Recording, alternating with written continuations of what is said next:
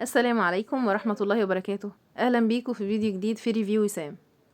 فيديو النهاردة هيكون الجزء التاني من الفيديوهات الخاصة بمكواة الملابس، وعشان ممكن يكون في حد ما شافش الفيديو اللي قبل كده فخليني أقول لكم إن احنا عملنا فيديو قبل كده اتكلمنا فيه عن 3 أنواع من أنواع مكواة الملابس، واتكلمنا عن الفروق بينهم ومميزات وعيوب كل نوع. وفي نهاية الفيديو كمان اتكلمنا عن المكوة الجافة أو المكوة التقليدية. أما فيديو النهاردة فهيكون الكلام فيه كله إن شاء الله عن مكواة البخار التقليدية. طيب ايه النقط اللي هنتكلم فيها في فيديو النهاردة؟ فيديو النهاردة ان شاء الله هنتكلم فيه عن 5 نقط. اول نقطة هي ايه هي انواع مكواة البخار التقليدية. النقطة التانية ايه الفرق بين الانواع دي وافضل نوع فيهم، والانواع هنا مقصودش بيها الماركات، اقصد بيها خامة او نوعية المكوة نفسها. النقطة التالتة هتكون مميزات وعيوب مكواة البخار التقليدية. النقطة الرابعة هتكون معايير الاختيار، ودي تقريبا هتكون اهم نقطة في فيديو النهاردة. اما النقطة الخامسة والاخيرة فهنتكلم فيها عن افضل انواع مكواة البخار التقليدية. ده كده كان ملخصنا لفيديو النهاردة. قبل ما نبدأ الفيديو خليني بس افكركم ان احنا عندنا على القناة بلاي ليست او في قائمة تشغيل على القناة اسمها ريفيو سام. لو دخلتي عليها هتلاقي كل الريفيوهات القديمة بتاعتنا قبل كده. فلو بتدوري على ريفيو لجهاز معين ادخلي على البلاي ليست او على قائمة التشغيل دي وان شاء الله هتلاقي ريفيو اللي بتدوري عليه. ولو ما لقيتيهوش يا ريت تكتبي لي في الكومنتات محتاجة ريفيو عن ايه. خلينا نبدأ الفيديو على طول. النقطة الأولى، ايه هي انواع مكوة البخار التقليدية؟ وبالمناسبة بس خليني اقول لكم احنا ليه سميناها مكوة بخار تقليدية. احنا سميناها مكوة بخار لان هي فيها خزان للمية وفيها مسام بتطلع رذاذ من المية وقت كوي الهدوم، عشان كده قلنا ان هي اسمها مكوة بخار لانها بتطلع بخار. طيب ليه سميناها مكوة تقليدية؟ لانها اشبه بالمكوة التقليدية، نفس الشكل بالظبط، وده عشان نفرق بينها وبين مكوة البخار التانية اللي هي مكوة البخار الستاند.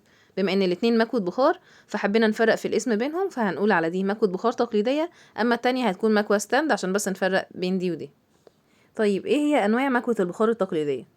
الانواع هنا عندنا 3 انواع، واختلافهم بس هيكون في نوعية القاعدة بتاعة المكوة. عندنا منها انواع بيكون القاعدة بتاعتها ستانلس، وانواع تانية القاعدة بتاعتها بتكون تيفال، وانواع تالتة بتكون القاعدة بتاعتها سيراميك. انهي نوع فيهم افضل، تيفال ولا سيراميك ولا ستانلس؟ ودي هتكون النقطة التانية في فيديو النهاردة. مبدئيا خلينا نستبعد خالص موضوع القاعدة الستانلس لانها مش عملية خالص في مكوة البخار، بتكون حامية قوي على الهدوم وفي اغلب الوقت بتحرق الهدوم، فبلاش خالص القاعدة الستانلس. كده هيبقى الاختيار عندنا ما بين القاعدة السيراميك والقاعدة التيفال. الاتنين كويسين جدا، لكن تظل برضو القاعدة السيراميك افضل شوية من التيفال، بتكون سلسة اكتر في الحركة وكمان ما بتحرقش الهدوم وما بتكرمشهاش. 3. مميزات وعيوب مكوة البخار التقليدية.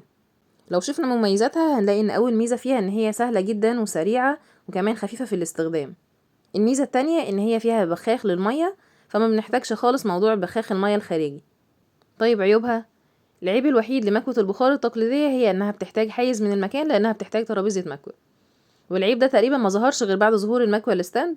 قبل كده كان كل الاعتماد على مكوة البخار التقليدية، اما بعد ظهور المكوى الستاند وانها بتوفر حيز المكان ده فبقى ده يعتبر عيب من عيوب مكوة البخار التقليدية.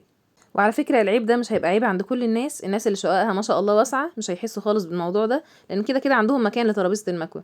اما الناس اللي ما عندهمش حيز المكان ده هيكون هو ده بس العيب اللي هيضايقهم شوية في مكوة البخار التقليدية، ان هي مش لاقيين مكان لترابيزة المكوى. فموضوع حيز المكان ده هيختلف من واحدة لواحدة حسب المساحة الموجودة عندها. النقطة الرابعة في فيديو النهاردة ودي تقريبا اهم نقطة في الفيديو وهي معايير اختيارنا لمكوة البخار التقليدية. المعيار الاول، لازم نختار مكوى يكون الواط بتاعها عالي او جهد المكوى نفسه عالي. كل ما يكون عالي كل ما هتكون المكوى افضل وهيكون الكفاءة بتاعتها اعلى. طيب اجيب مكوى كام واط؟ خلينا نلعب في الرينج اللي هو ما بين 1800 واط لحد 2200 واط. اهم حاجة ان احنا ما نقلش خالص عن 1800 واط في المكوى، يعني يكون الحد الادنى بتاعنا 1800 واط، من كل ما نزود كل ما يكون افضل. 2. نختار مكوى تكون القاعدة بتاعتها سيراميك او تيفال، وزي ما قلنا ان السيراميك افضل. اهم حاجة ان احنا نبعد عن القاعدة الستانلس. 3.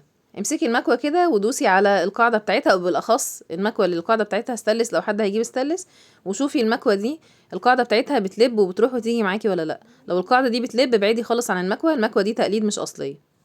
4. امسكي المكوى كده وبصي عليها كلها، هل فيها اي زوايد من البلاستيك او فيها اي رايش ولا لا. وجود اي زوايد في المكوى ده حاجة تعرفك ان المكوى دي تقليد مش مكوى اصلية ابدا.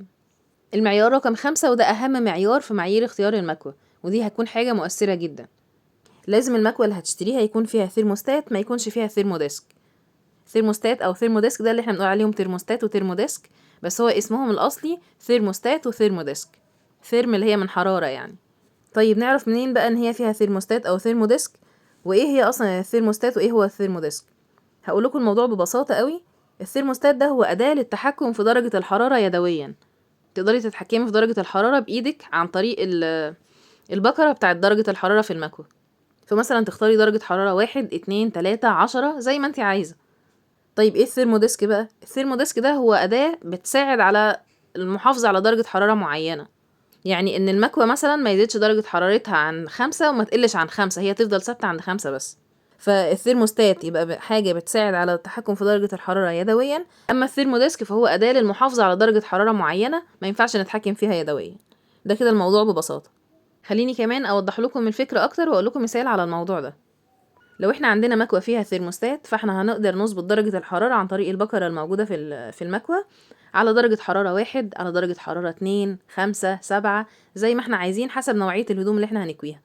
اما لو عندنا ثيرموديسك، فالثيرموديسك ده هيكون هو نفسه مظبوط على درجة حرارة مثلا 7، مش هينفع يقل عن كده ومش هينفع يزيد عن كده. ليه؟ لان هو مظبوط على درجة الحرارة دي بس، ما ينفعش ان احنا نتحكم فيه يدويا، وده طبعا ما بيناسبش الهدوم، عشان كده ما بينفعش خالص وجود ثيرموديسك في المكوة. حد هيقول لي طيب ماشي، يعني لو المكوة دلوقتي فيها ثيرموديسك يعني ما اكيد فيها البكرة برضو هقدر اتحكم في درجة الحرارة. لا، المكوة اللي فيها ثيرموديسك مش هنقدر خالص ان احنا نتحكم في درجة الحرارة. هيكون البكرة بتاعت درجة الحرارة او ضبط درجة الحرارة دي هتكون موجودة بس كده منظر، انما فعليا مش هتقدري تتحكمي في درجة الحرارة، ولا هتقدري توطيها ولا هتقدري تعليها. طيب المهم بقى نعرف منين ان المكوة دي فيها ثيرموستات ولا فيها ثيرموديسك؟ ببساطة احنا هنجرب المكوة قبل ما نشتريها. هنوصل المكوة بالكهرباء وهنعمل تجربة ل3 حاجات. اول حاجة هنلفها عكس اتجاه عقارب الساعة. لو لقينا ان المكوة النور بتاعها او اللمبة بتاعتها نورت واحنا لافين البكرة عكس اتجاه عقارب الساعة، نعرف ان المكوة دي فيها ثيرموديسك، ومعنى كده ان البكرة دي خلاص يعني هي شغالة كده موجودة بس منظر بس، والثيرموديسك كده كده شغال على درجة الحرارة المعينة اللي احنا قلنا عليها. يبقى البكرة دي هنا موجودة بس منظر، ملهاش اي لازمة، لا هنقدر نتحكم في درجة الحرارة، لا هنعليها ولا هنوطيها. الحاجة التانية، هنلف البكرة بتاعة المكوة مع اتجاه عقارب الساعة. هيكون عندنا احتمالين، يا اما فيها ثيرموستات يا اما فيها ثيرموديسك. ايه اللي هيعرفنا بقى ده ايه؟ الفيصل هنا هيكون ان المكوة بعد كده هتبدأ تطفي ولا لا لما توصل لدرجة الحرارة اللي انا مختاراها.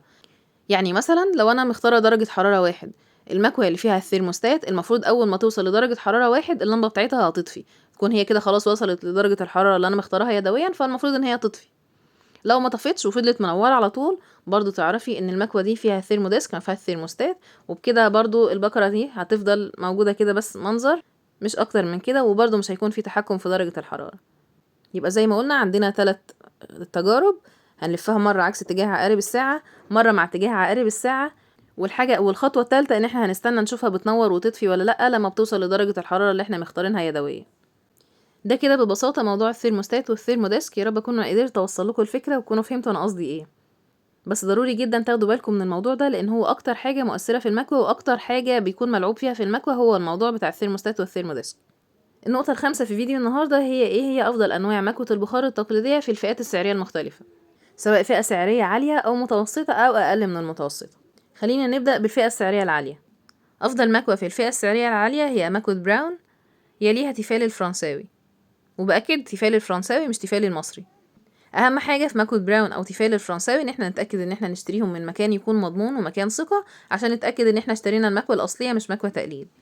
لو شفنا ترشيحات في المكوة بفئه سعريه متوسطه، فعندنا كينود كويسه جدا وكمان عندنا ميانتا ممتازه.